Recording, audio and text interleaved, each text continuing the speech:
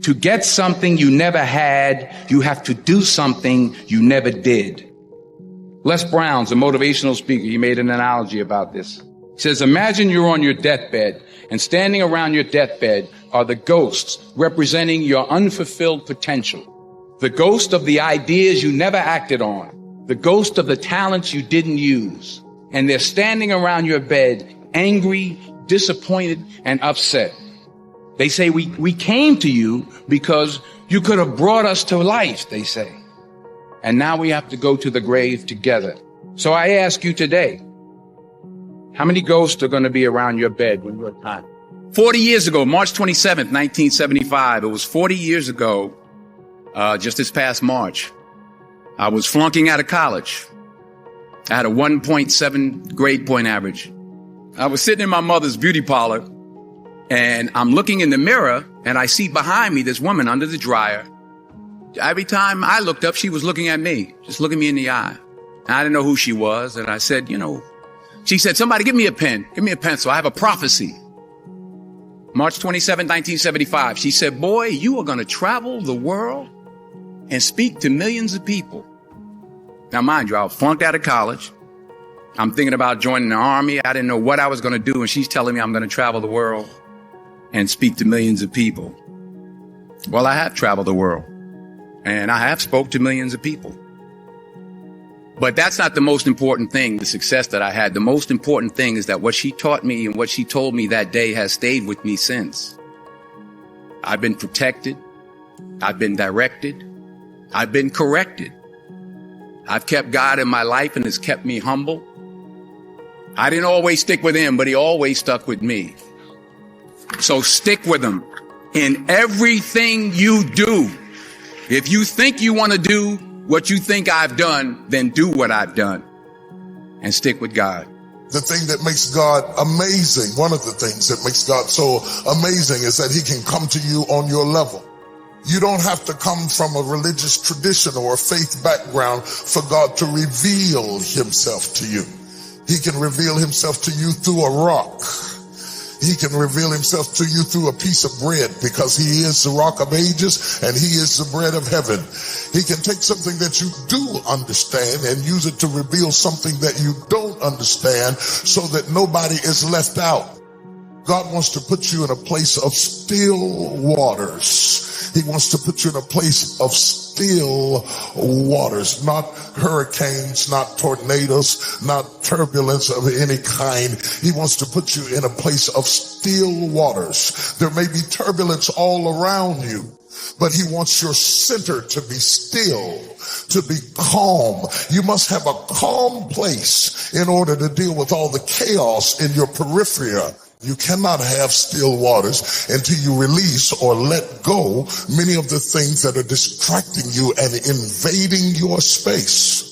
Seemingly, when the enemy knows that God is going to use you in a mighty way, he does everything he can to upset the very genesis of your life, to kind of set you on a path of destructive behavior, to limit any self-esteem that you might have. He doesn't do that. He doesn't fight anybody that's not destined to go anywhere.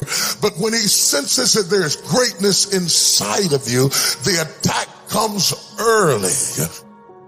You've been through all kinds of stuff, and that is not a sign of weakness. It is a sign of greatness. And over a period of time, God begins to bring forth his purpose. Most people get up out of the bed in the morning to see what's going to happen. And then there are a elect group of people who get up out of the bed to make something happen.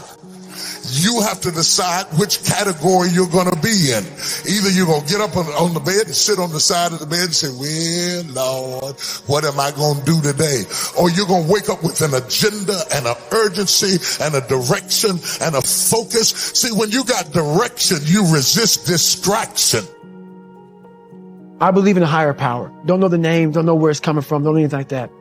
But I believe that this power, and visualize with me real quick. Let's say it's a man up there or a woman, whatever, and they have a chart. And when you're born, they say David Goggins, born February 17th, 1975 at 6 a.m. They write the chart down because they can see everything. They know exactly where you're supposed to be. They know where you're supposed to be. You die, you go to so-called heaven. You arrive at heaven, I'm 300 pounds. I retired as an Ecolab guy, which is okay. It's just a job, whatever. I go up there and God looks at me and he shows me my chart. And my chart on there says you were supposed to be a Navy SEAL. You're supposed to weigh 185 pounds. You're supposed to be one of the smartest people on the planet, this, all this. You see this. And now you're in heaven, you made it to heaven, but you're like, God, Doug, I was supposed to live that life. I was supposed to live that life. And then you find out that the reason why, because we all think that if we pray on it, if we do this, if we do that, whatever, if we don't work, we just, whatever, it's going to magically happen for us. No. I believe that when I'm all said and done with, my whole job is to outwork the chart. Whatever the chart says about me, the all-knowing power up there, I want to get up there and say, him look at me and say, I know everything. I didn't see this. I want to feel that. I want to get to the other end of this world, and however I'm being judged, whoever's judging me, to look at me and say, I did not know. I had you at 185, I had you at this, but all this other I was riding as you were living it. I want to find more. All I can. And in that sack of you have to dive in that to find more. Because if you're not willing to go in there and face yourself, you're not gonna find anything. You're gonna live right here on surface, man, right here on surface. So if there is an ending to this world and there is somewhere to go and there's a judgment, you're gonna get there and you might see a chart. And that chart may tell you who you should have been. And now you get the rest of your life to think about that. Man, I could have lived a much better life if I just would have just suffered a little bit more. And what can you do when you've done all you can?